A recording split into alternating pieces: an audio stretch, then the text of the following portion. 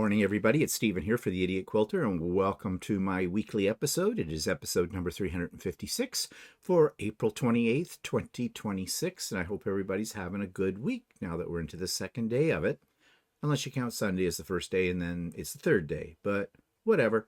Okay, let's take a look at what I've been working at. You've already seen this, so I'm not going to dwell on it too much, but of course it is the second star to the right kit from Art East, and I've got Peter done, which he was due this month, April. Well, we're almost out of April, aren't we? And next month, well, I've worked ahead and I've got Wendy done, the pieces for her. And yes, they look a little funny because all these pieces are not together yet because there are other things that go in between that connect them. So slowly but surely we're getting there. Now, why did I get Wendy done in advance? Because this is sort of a block of the month, even though I have the instructions for every block because it came in the kit. Well, the reason is, of course, because I'm going to Japan. So half of May, which is Wendy's month, will be taken up with Japan. So I thought I'll get ahead of it. So when I can get home at the end of May, then I can work on June's block of the month, which I'm not sure who that is. I'll have to look ahead and see.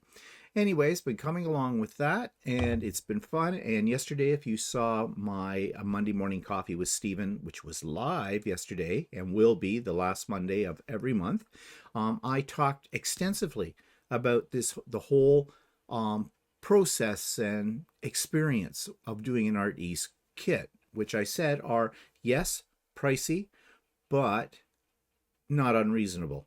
And if you didn't see that, it's up now. You can go back and watch the replay and you'll hear everything I had to say about Art East, which I absolutely love.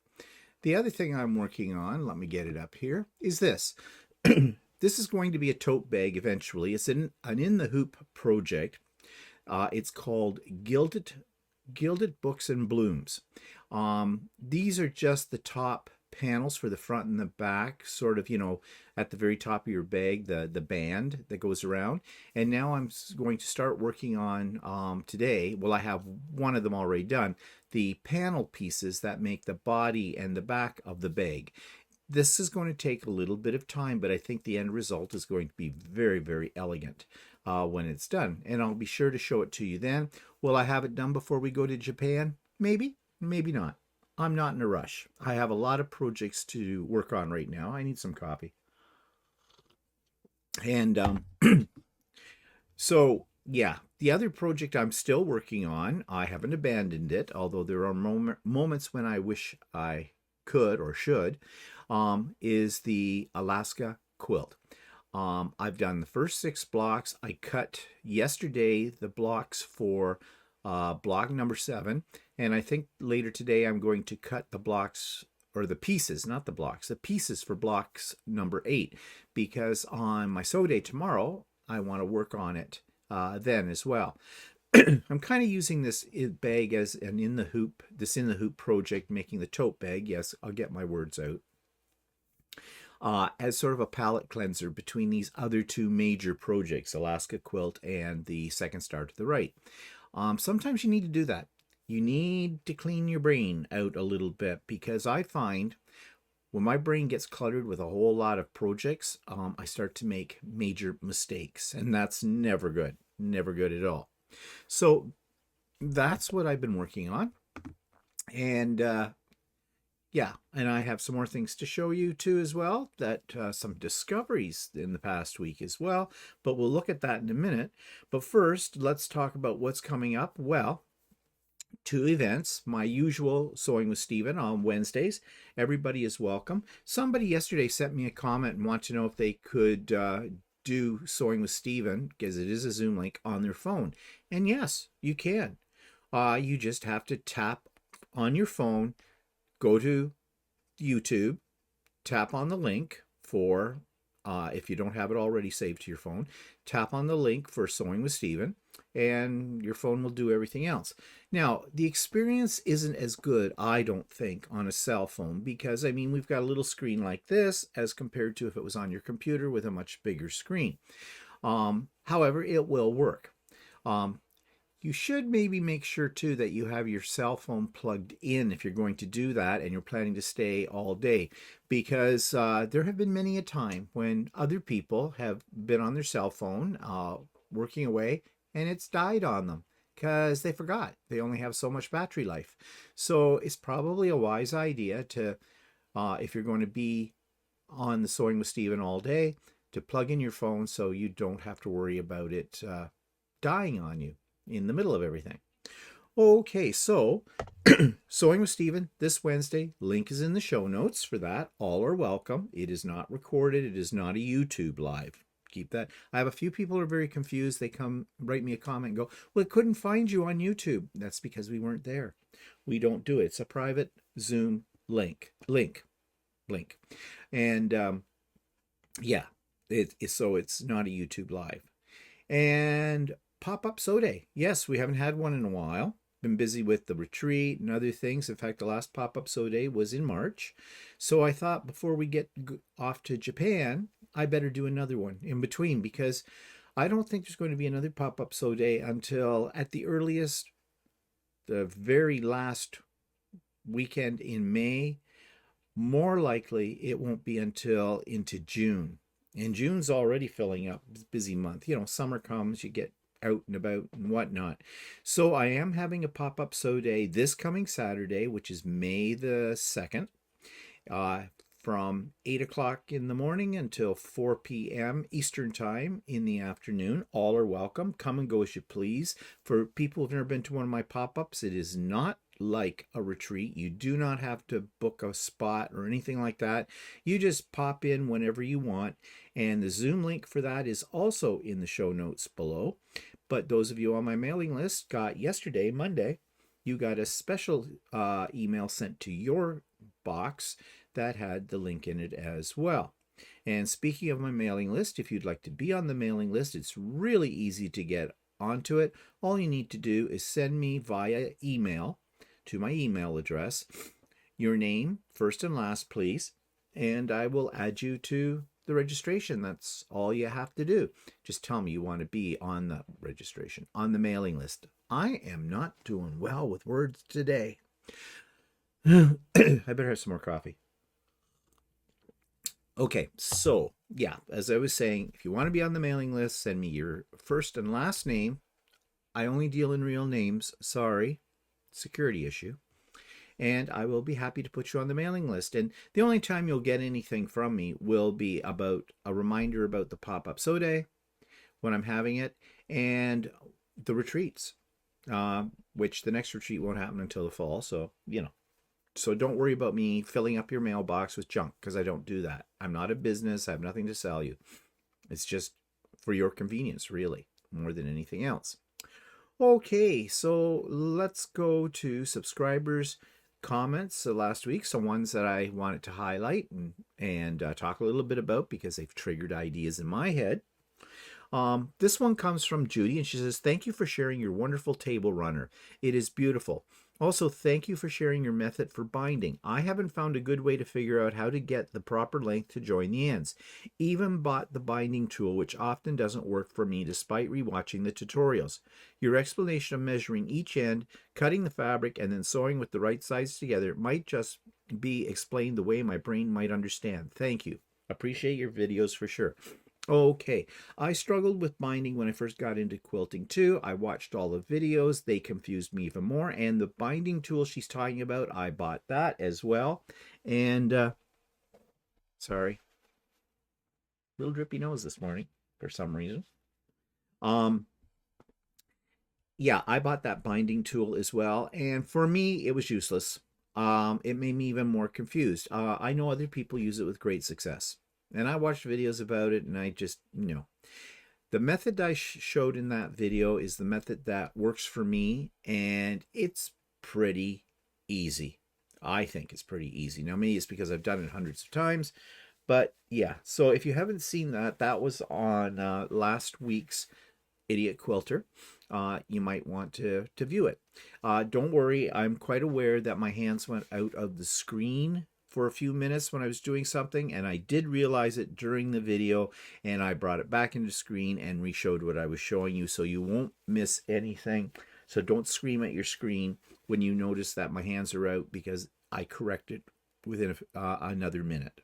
It's there. I probably should have edited that section out and just jumped right to the other, but I didn't. So there you go. Rachel wrote, "Oh my gosh, the table runner is stunning." They're talking about the Australian animal table runner, and I agree, it is stunning. I really like it. I think what makes it is the Australian fabrics. Those are authentic Australian fabrics that I used in it, and I do believe I got them in Australia. So yeah, I have to admit too, that turned out really nice, and it's on my dining room table right now. She says, "I love reading all the comments. Sometimes find out tips and tricks in them." Yes, yes. Don't neglect the comment section on my videos. It is a community here. I'm very proud to say that I think I have established a community here. Maybe you differ on that thought, or maybe you're not a regular, so you don't experience the community. But within those comments alone, that community atmosphere, people are very supportive and people are very helpful. And there's lots of tips. I don't know everything. I know, shock, really, but I don't know everything. And so might as well draw from our collective resources here. So that's what the comment section is all about. She says, "You are a very generous person to give out your patterns for free." Well, they didn't cost me anything. So, I mean, the word generous, I appreciate the sentiment, but I don't think I'm that generous. When I get around to my quilt, I will definitely be looking at using one of yours. I bought panels as I love them, without a clue as to what to do, but I absolutely love how your quilts turned out and hope to follow. And I agree. I have a love-hate relationship with panels. And that's why I create the patterns that I did. Some panels are absolutely beautiful and you have to have them, and then you get them home and you don't know what to do with them. And then some companies that produce these panels do produce maybe a pattern you can buy or get free for how to put it together. But 9 times out of 10, those patterns are nothing more than just glorified borders that go all around the quilt, and presto bingo, you're done. And if you're trying to make a really quick quilt or wall hanging, that's maybe the way to go. But that's why I did what I did, why I designed my particular patterns for panels around that, because I thought, if they're that beautiful, if you really like them that much, then it behooves you not to do something creative with it to, enhance the beauty of that panel. So that's why I wrote those last 3 patterns. And by the way, if you don't know already, all of my patterns that I have written over the last couple of years are listed in the show notes. There's a link to each one of them. You can download 1, 2, all of them, whatever, and they're all absolutely free. They're in PDF format. Enjoy, do with them what you will. If you want to alter them, feel perfectly free to do so. And if you get one of them done and you feel like it, because I would love to see it, share it with me. Just send it to my email address. My email address is in the show notes. Look at the very first thing in the show notes. It will tell you how to find my email address. Okay, Mary writes, "I certainly appreciate your tutorial on how to bind your quilt. I'm a beginnerish quilter and always feel anxious when it comes to binding. Having said that, I realize I enjoy it, especially when it's done. When I bind, I machine stitch the binding to the back and then hand sew the front, and that is the part I enjoy. My challenge has been that on each quilt, 3 of the corners look perfect, but there seems to be one corner that looks wonky and flat, not a clear 45-degree angle.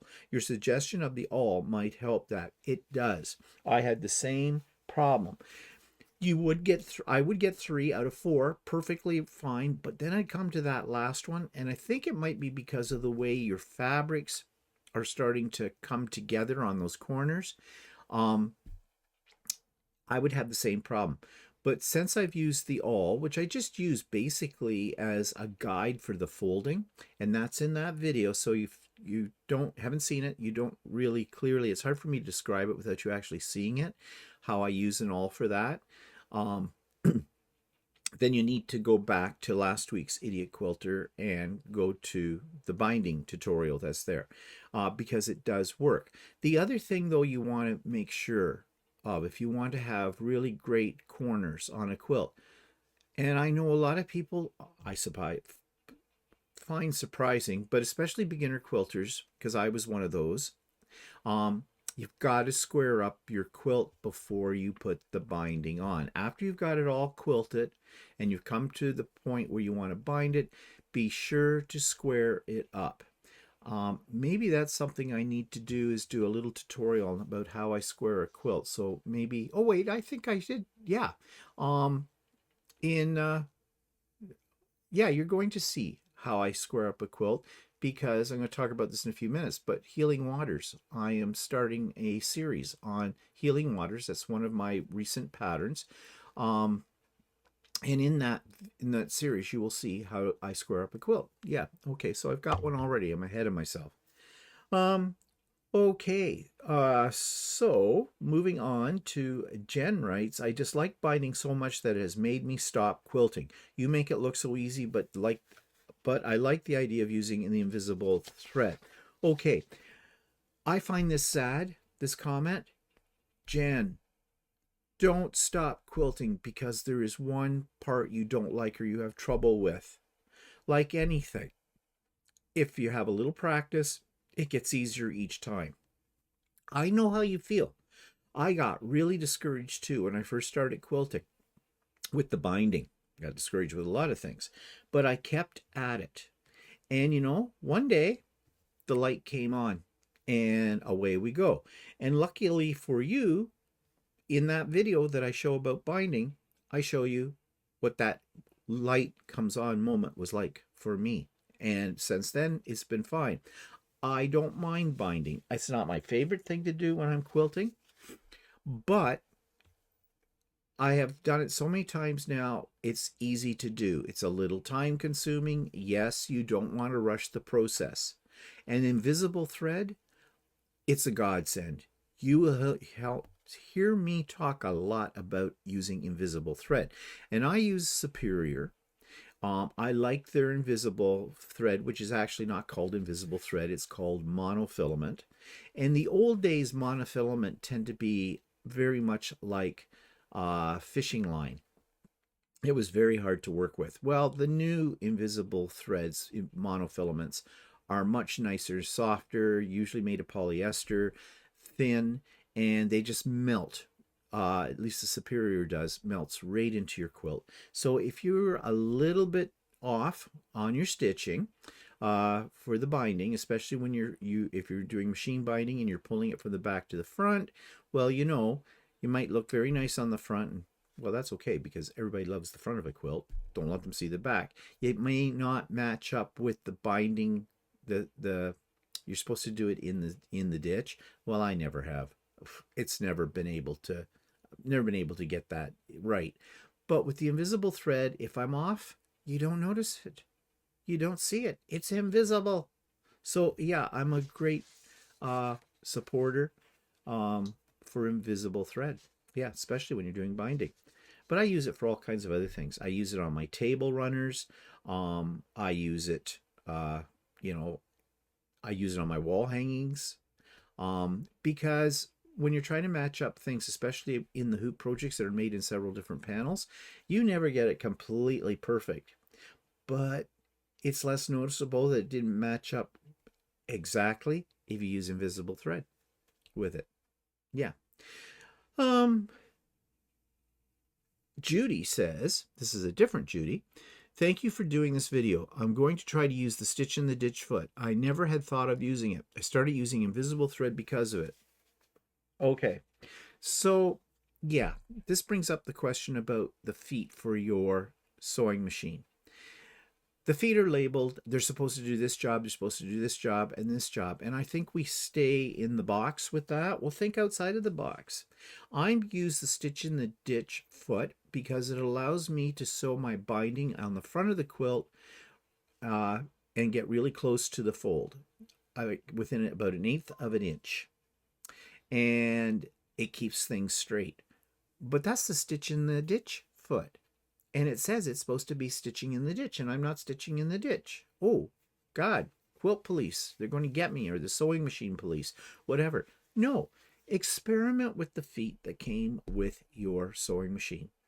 You do not have to use every one of those feet in exactly the intent or the purpose it was manufactured for. You may find that certain feet work better for you for certain projects. So break out of the box, people. Play with your feet. Yeah. Okay. So thank you for those comments. And as I said, I do read all of the comments. I do try to make a comment about all of the comments when necessary or when I feel it's appropriate. And yeah, and I love sharing your comments here with everybody because I think they are additional information that we can all use. Okay, reviews and demos. So Chatty last week, we carried on with our exploring of the Accuquilt system, and we looked at the 4-inch Qube system. It is the smallest of all the cubes. The largest now, as we said in that video, they do have a 16-inch now. I do not own the 16-inch. I have all of the cubes right up to the 12-inch, but I do not have a 16-inch. And am I going to buy one? Not that I can see in the foreseeable future, because I don't think I would use it that much. So this week, I'm going to be looking at the add-ons. There are 2 add-ons for every cube. One's called angles and the other one's called corners. And this week we're going to look at the corner blocks and how you use those with the set. Okay, and I have a picture I want to show you and something I want to tell you about this. Now, some time ago, and you have probably seen these things, this is a binding spool. And I make them on my 3D printer, and I've given them as gifts and prizes in the past and whatnot. And I thought that was kind of a brilliant idea when I first saw this, not my idea. And basically it is a spool. And you'll notice at the top of it, there's a slot and there's a little hole. Well, that little hole, you put a little ball chain through it and you wear it around your neck, and you've got your binding all wrapped up around it. And as you're at your sewing machine putting on your binding, it comes off here. So it's not under your feet, getting caught on things, getting under your sewing chair, that kind of thing. And then I'll be honest, I never really used it. I didn't like having this thing around my neck. So I basically just didn't use it. Great idea, but not for me. Then somebody on my sew day last week, we were talking about this, and she showed me what she does, and I thought, oh, I've been using it wrong. It is a binding spool. The key word here is spool. So she showed me what she did, and I've tried it, and it's brilliant. You just wind your binding around that spool, and then those holes will fit over the pegs in your spool holder on your sewing machine. And then you just run it off from there. And she did it over top of her sewing machine, but it was getting caught up with my thread, so what I did was I just brought it underneath and across the tray, pulled a little out, and away we went. And it works. And it's great. It doesn't get under your feet. It doesn't get in your way. It is brilliant. So something so simple. Now you're going to ask, where can you get something like this? That's a good question. I'm sure there's places that sell them.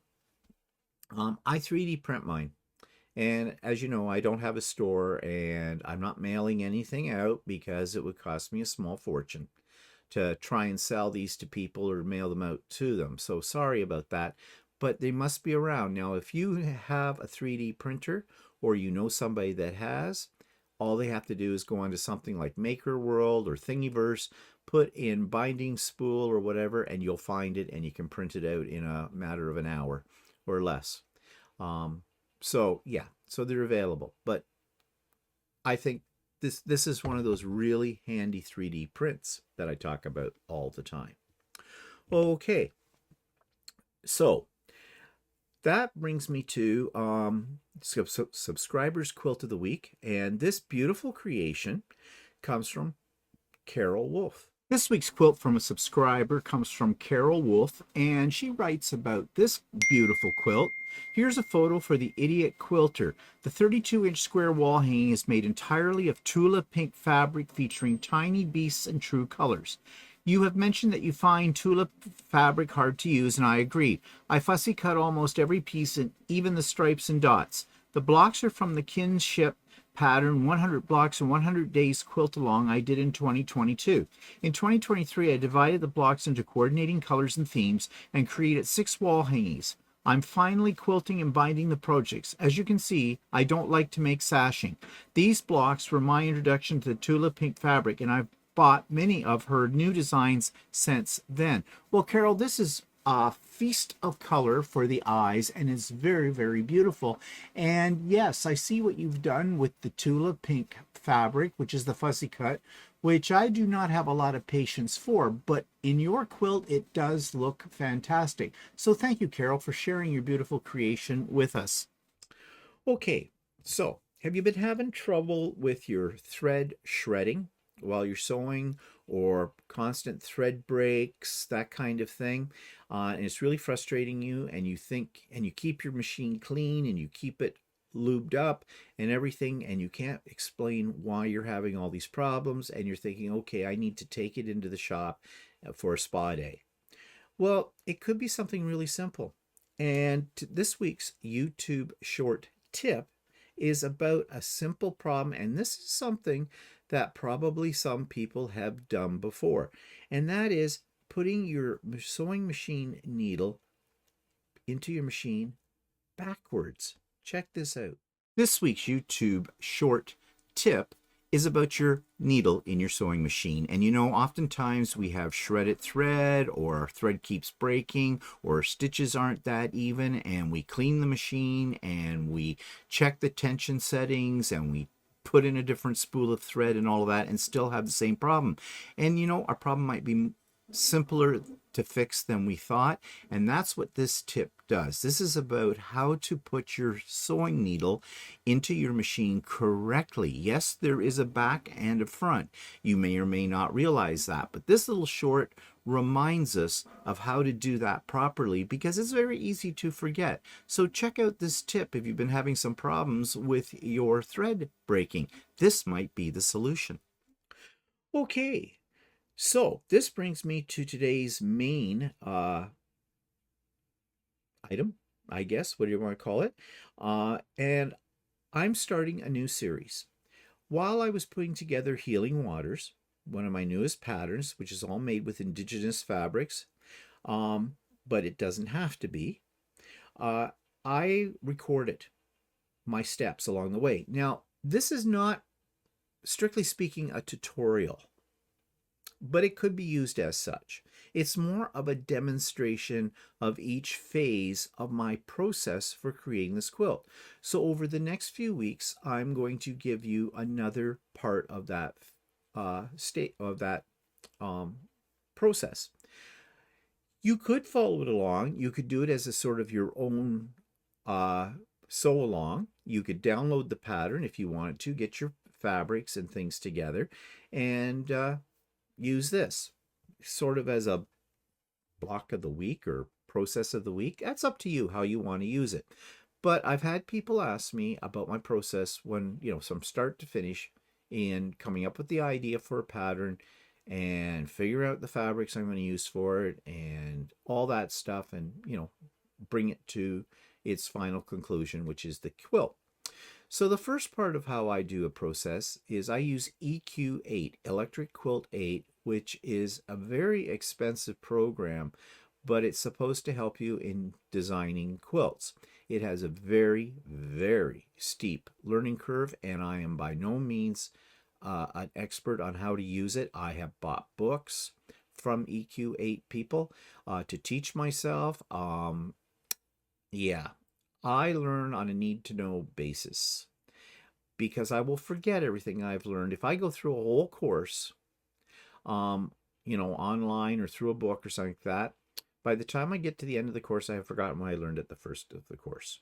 So it's basically when I need to do something, then I'll do it. And if I learn it that way, for me, I remember better. Because when I come back to that again, I say, oh yeah, this is how I did that last time. So I used EQ8 to design my patterns. It's more of a guide. I use it more of a guide. And what I mean by that is I kind of write the pattern as I create the quilt. So I use my design wall, I put my pieces up there and all of that. But I use EQ8 as an overview of, where I want to start from and what the end product might look like. There's always changes during it. So that's what you're going to see here today, is how I use EQ8. It is not a tutorial on how to use EQ8, and there'll be some of you that may be experts on EQ8 and you're going to laugh at me and say, oh, why did you do it that way? There's a better way. And I'm sure there is a better way, but it's the way I did it. This is going to run 32 minutes, so half an hour. So grab yourself a cup of coffee and enjoy. Okay, so many of you have asked how I start off designing my quilts. Well, I use a variety of different techniques. Sometimes I just see blocks that I like and I play around with them on my desk and see what kind of formations I can make. I'll throw them up on the design board, bits and pieces here and there. Sometimes I may have an orphan block that is made up of certain pattern I like, and I'll play with that. Then what I do is when I start to get sort of an idea in my head, I then go to EQ8. Now, if you're not familiar with Electric Quilt 8, and that's the latest version of it, it is a fairly pricey program that will help you to design quilts, but the learning curve is extremely steep. I've had EQ8 for quite a long time, like about 3-4 years. It's one of the first programs I invested in when I first got into quilting, thinking this was going to be a great help. And it is a help, but I don't use it to its fullest capacity. I know that. And what I'm going to show you today is probably not the right way to go about designing a quilt using EQ8, but it's the way I do it and it works for me. So I just thought I'd show you the process. So here I have on my screen the welcome screen for EQ8 opened up, and you see you have 3 major sections: design quilts, draw blocks, work with fabrics. Well, we're going to concentrate on design quilts, and we have 3 choices in here. Design a quilt from scratch, start with a quick quilt project. They have these quick quilts, that's hard to say, in their in the program that you can use as a jumping off point, or open an existing project. That's for something you've already been working on, you want to come back to and continue working with it. I'm going to go design a quilt from scratch. So this is the first thing you see. If you look up here at the top of the screen, you have new quilt is highlighted. There's a bunch of other things here, but we won't talk about those for the moment. And you have different layouts. Right now it defaults to horizontal, but you can do an on point, veritable points, baby blocks, veritable blocks, horizontal stripes, vertical stripes, etc. All through that. But we're going to go back to horizontal. Now, this is something I got a little confused in, because if I want to come back and add more rows and columns to my design, that was a little bit more difficult, but I did figure out a way to do that, and I don't know if it's the right way, but I'm jumping ahead. Let's not go there. Okay, so this is my starting layout or starting quilt. So I've got horizontal grid system. So let's make it the size that I want. Now it tells you right now, if I was to stick with the parameters that are already here to the defaults, this quilt would be made up of a 4x4 grid system, where the blocks in that grid system would be 9 inches finished in here. And that would give me a quilt that's 36 inches by 36 inches. So let's say, and that's a square quilt, let's make a rectangular quilt, and let's go with 6 across and 7 down. That makes me a quilt 54 inches by 63 inches. For our purposes right now, I'm going to stick to that, but I'm going to change the size of the blocks. I'm going to do 6-inch blocks. So I'm going to put 6 inches in here. And it says you can keep the width and height equal. So if I just click on that and then put that in again,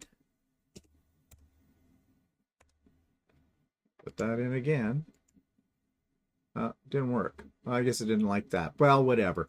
You get the point. Probably you have to click that before you do anything else. But you can put it in manually too. So here we go. I've got now, remember, this is finished size of the block. So technically when you come to cutting, you're going, or when you make these blocks, you're going to make them 6.5 inches by square. You can include at this time a sash border. I'm not going to bother with that, and you can tell what size, width, and height of the sashing, how big you want it. So it also drops in by default a border. We'll come back to that as well. We're not going to worry about that right now. Okay, so I've got my basic grid outline. So now I'm going to go over to Design, and this is where I'm going to drop in my blocks. Now, this gets a little bit confusing. You see here, there's a whole bunch of blocks in here, but these are from my sketchbook. And this is my sketchbook. This is actually the quilt. You've seen this quilt. This is the quilt that I designed as a quilt of valor with the panel, and you can see various iterations of it here. But you can also go down here to blocks, and these are blocks that I have created or picked up from the library of blocks, more about that in a minute, and dropped into my sketchbook. You can also drop in your fabrics, your colors, photos, thread, embroidery. But we're going to concentrate just on the quilts for now, and I really don't want this, so I'm just going to close out, yeah, and come back to the blocks. Now, I said there is a library for this. I was just in my sketchbook. That's this little thing with the eyeglasses in it. And you can add things to your sketchbook by clicking on the plus sign.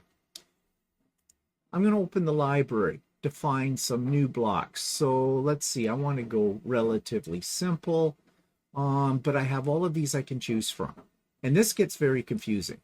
You know, classic pieced, and then they subdivide it. Baskets and chains and classics and compasses and etc, etc, etc, and you can see there's a lot here. Then there's contemporary pieces, and then foundation pieced and classic applique, contemporary, etc, etc, down here, even sashing. But we're not going to worry about any of those. We're going to go up here to the basics, and let's see, classics. Okay, let's find a simple block. Here we go. We're going to add that one to the library. So all you have to do is click import. Oops, sorry. That's if you had one outside of that. And just go up here to add to sketchbook. That's the, yeah, I did. I added that one. Okay. And here it is. They drop it right down in here. Okay, so I have all these blocks that I might want to use. Now I want to start designing the quilt. So let's start simple. Let's go with, say, this one, which is a 4X, they call it. There's different names for them. And I'm going to stick that block right here. Now you notice up here I have set block. And I need to click on that in order to drop more in. But let's say, so I go here, here, here. Okay, I like that. If I didn't like something, I can click on erase block and just click on it and it goes away. But we're going to set that. Now I can rotate these. So if I click on the rotate and then click on one of the blocks, I can change its orientation. And the more times I click it, I just keep going around. So you see, you can have hours of fun with this. And I like this, and that's why I'm going to leave it. I can flip a block. I can do symmetry. And they give you a little tip here and explain what each thing does. And there's even more details if you click read more. But I'm going to go back to set block. And this is what I like. So let's pick up maybe this block and put one there and put one there, put one there, one there. Don't worry about the color that these come up in at first. That doesn't make any difference at this point. I'll show you how to change the color in a moment. Let's put Actually, I'm thinking I'd rather have a star in each of those corners. Well, easy. I'm still on set block, so I can just click on here and it will replace it with the one I want. And then let's see, maybe, and I can slide this over to see more things if I have more things in here. And that's all I have. Let's put in a half square triangle. Here, here, here, here, here, here, here, here. Okay, now this might be very confusing to look at. I'm going to play with the erase block. First of all, no, I didn't want to do that. I'm going to play set block, put that one back. I'm going to rotate this. So I get basically points.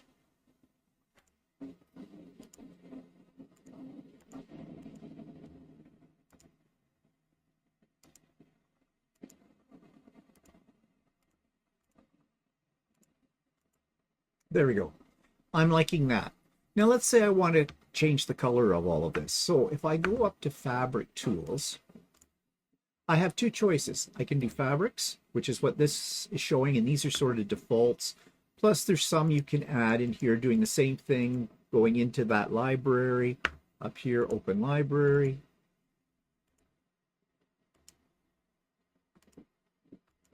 It's going to let me, yeah, there we go. And I can import in here something else that I want and add it to the sketchbook. So I want to change the color of some of these things. Okay, I'm just going to go to solid colors, and here I have the whole rainbow of colors. So remember, this is a guide. This isn't going to be exactly how your quilt's going to come out. I like blues, so I'm going to pick, let's see, I'm going to pick a really darkish, that's more purple, this blue. And I'm going to put it here, here. And you see, I'm on paintbrush now up here. I'm just picking, highlighting the color I want, and then moving the paintbrush over to the area that I want colorized. And then I'm going to pick a little lighter blue. I'm going to do this in lighter blue. And I'm going to maybe this shade. And let's pick a purple. Kind of hideous. But I'm just doing this to illustrate at the moment for you what you can do with this. So, colorize these. Okay, and then I do the same thing on these blocks that are a little bit more detailed.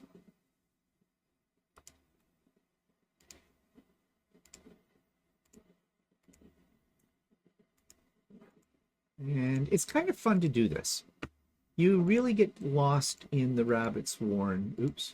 Okay, I want to, let's see. I want to go up here to the top, drop down, undo color patch. And oops, that didn't work. Let's see, I can get that back though. Now, I'm going to show you something. You can use the eyedropper. You have your colors that you've used listed all along here, but then you can use the eyedropper too and just click on one that changes the color. And then I've got the paintbrush and bang, I can put that color back in. I'm going to use the eyedropper again because this is the shade I want. And I'll just put that in. So you have several ways of colorizing these kinds of blocks. Okay. I'm happy with that, I guess. Yeah. So let's say this is what I want. Now you'll notice that I have too many blocks here. So let's go back to layout and let's reduce each of these by one, then go back to design, and I need to get rid of one more row.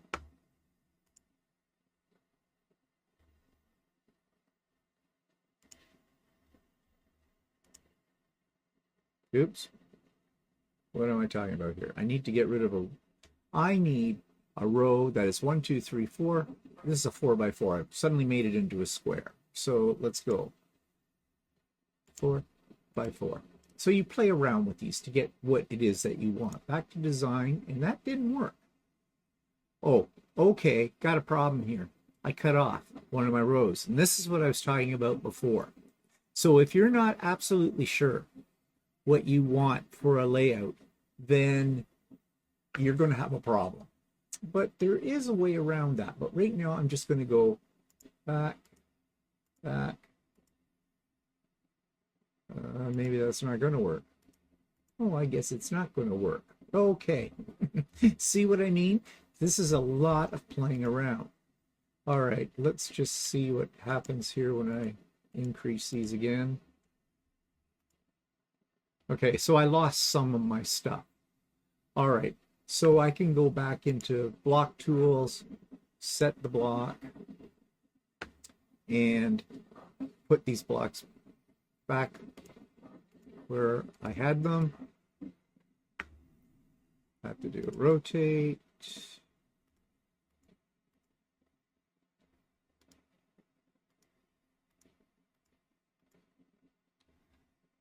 And now, is there a way to copy a block?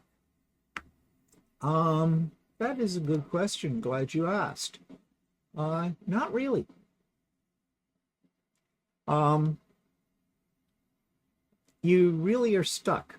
You can't do that. So you're going to have to do it the hard way and find that block again and drop it in. Okay. So we're going to pretend that this is the finished product sort of that we want. But I've only been playing pretty much with color. Oops, I forgot. I've got, okay. Oh my goodness. You got to be careful what you click on. Okay. These, before I colorize them another way, but what this is showing right now is fabric. And the way you get that is under the fabric tools. That's where I got color, but click on fabric. And it will populate. And you can add your own fabrics into this through the library as well, but I'm not going to really focus on that for now. So I have some fabrics here. And let's see, if this thing would stop moving, it would be very nice. Okay, so let's see. If I want to put in a fabric, let's say this one with the maple leaf, I just click on it and it highlights the paintbrush, and then I just paint. So I want to put it there, there, there, there, there, there. Same way as you did the color, except you're doing it with fabric now. Maybe I want to change this one, do something like this. And I'm just picking stuff here at random. Let's do this, this, this, this. And maybe one of these.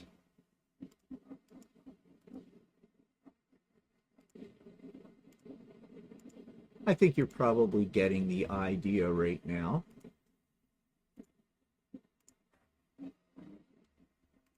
And again, this is a lot of fun to play with. Okay, so I've shown you how to set up your basic size of your quilt. I've shown you how to add color, add fabric, add the blocks themselves. So when you're done with all of that, what can you do next? Well, okay, I have a problem right now with this. My problem is that I have too many rows and too many columns for this. And if I go in, as you saw, and try to change the number that's there, it's going to cut off part of my pattern. Is there a way to highlight a whole row and get rid of it? Not that I know of. I have looked for that, and I think that's something they should have.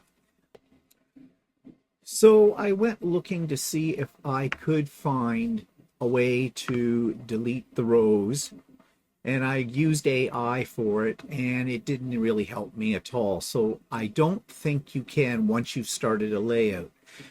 At the same time, I also lost everything I was showing you, so I've put it back, sort of. It's not exactly the same, but for my purpose here, you'll get the idea of what we're trying to do. Okay, I'm going to fill in with a block. Just going to pick some block tools.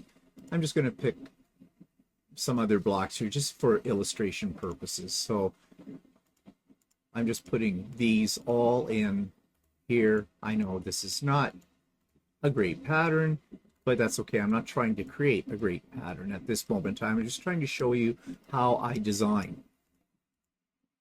Now, I mentioned the fact that I have a border that's defaulted here. But let's say I did want to add, say, another couple of rows or columns. So this is my workaround to do that if I didn't have enough. So I'm going to go into borders, and I have some choices. You can add more borders to this. This is the default border. Or what you can do is you can go down here, and you see you have all this information, okay? It's telling you now what the size of my quilt is at this point.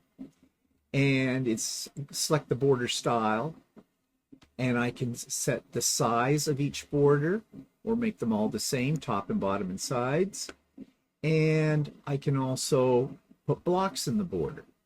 Now I can't put the blocks in the border right now, but this is the one that I want. So let's just increase the size because I know my blocks. I'm working right now with a block size of 6 inches finished. So I'm going to put 6 inches in the whole thing. And because the left and right and the top and the bottom and all were checked, they just automatically did it all the way around. But I want to subdivide these into blocks. So if I go down here to the one that says blocks, it's going to put it in here. But you see, these are long and some are short, and I want them all to be the same size. So what I can do is, let's talk about the horizontal row first. So that's the top and the bottom. It's set at 3 at the moment. Just increase that number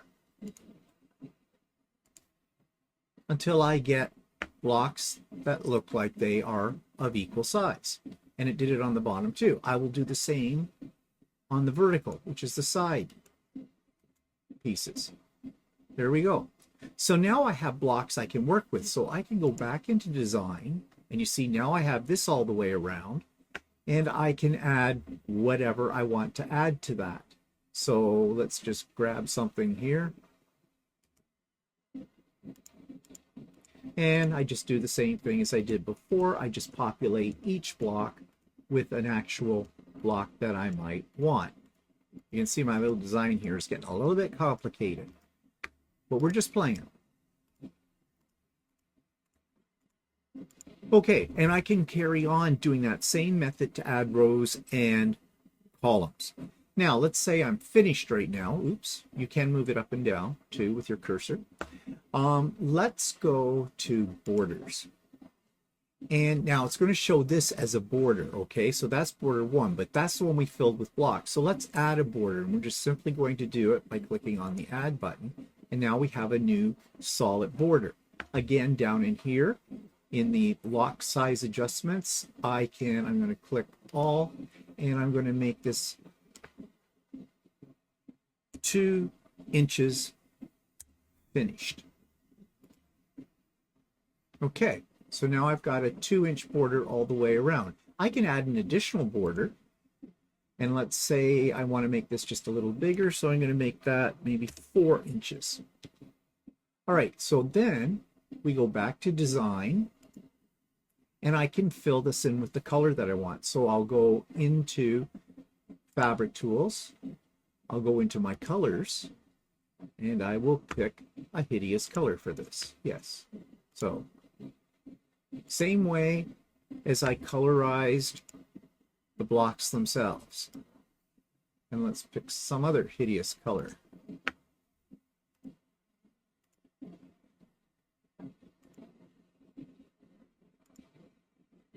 Okay, there's my quilt. Now what do I do? Well, I can go to the print and export, and here you have a whole selection of things. You have quilt, yardage, block, then there's templates of foundation paper piecing, there's a rotary cutting guide, embroidery, photo, etc. I'm going to pick the quilt setting, and then so you pick that, click on your quilt. Oops, there we go. I can edit the name. I'm just going to call it test. And I have a whole bunch of things here that I can select from, and they're pretty much self-evident. But before I print it, I can preview it and see what it's going to look like when I print it out. So it's got my title up here. It tells me my overall size of the quilt, and it prints it all neatly out on one piece of paper.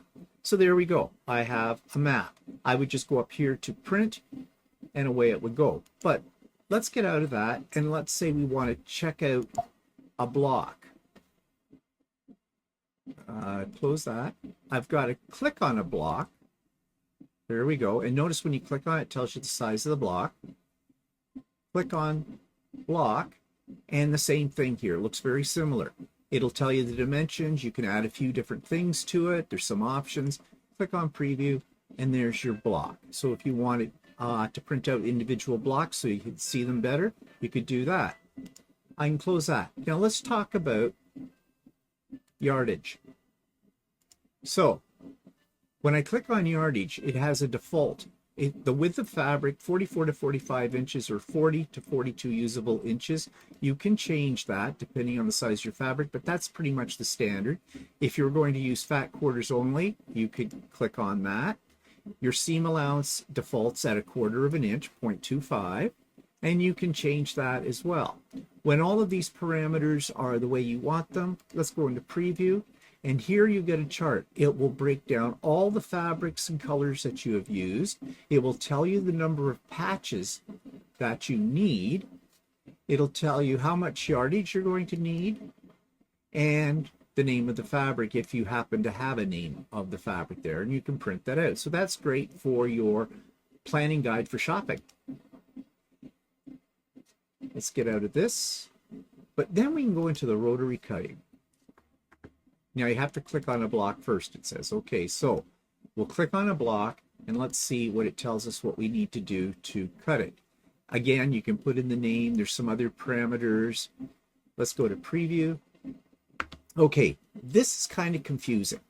First of all, it does this outline of your quilt and it shows you the fabrics that are needed for this block. So there are 4 fabrics and they've listed them.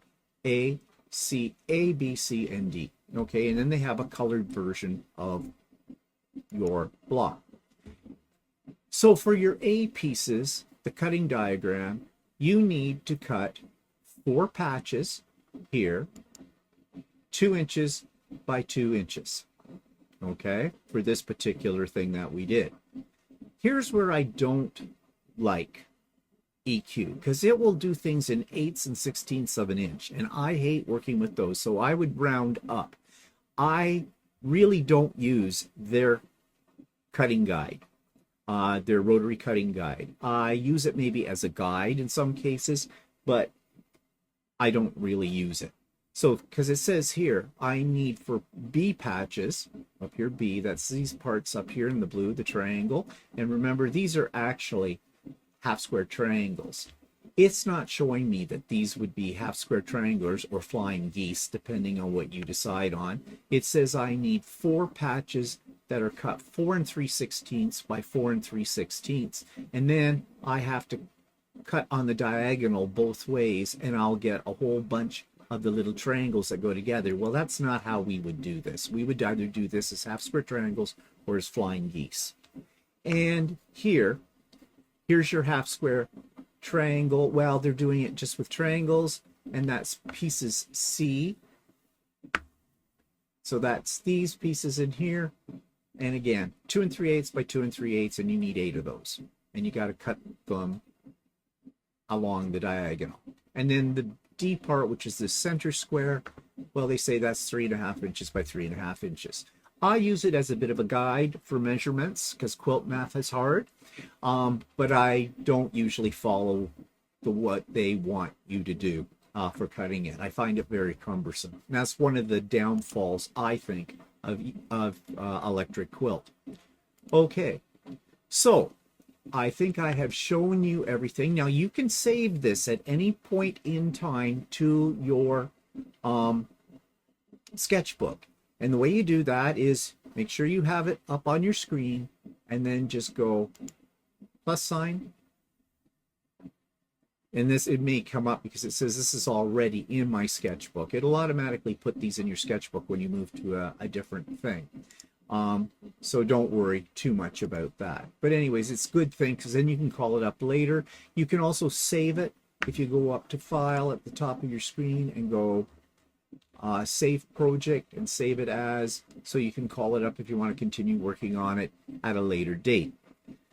So essentially what I've shown you is I've shown you how to set up your basic grid of your quilt, how to populate your grid with the blocks you want to use, how to colorize or add the fabric to those blocks and the pieces, how to make the quilt bigger according to the number of rows or columns that you've made into and set up so there are blocks in those, and then how to add a number of borders and the size of that, and then how you can print all this out for you to work with further. So that's essentially how I use Electric Quilt. That's how I design my projects with it. As I said before, not probably the correct method for doing this, but it works for me because it is a very steep learning curve.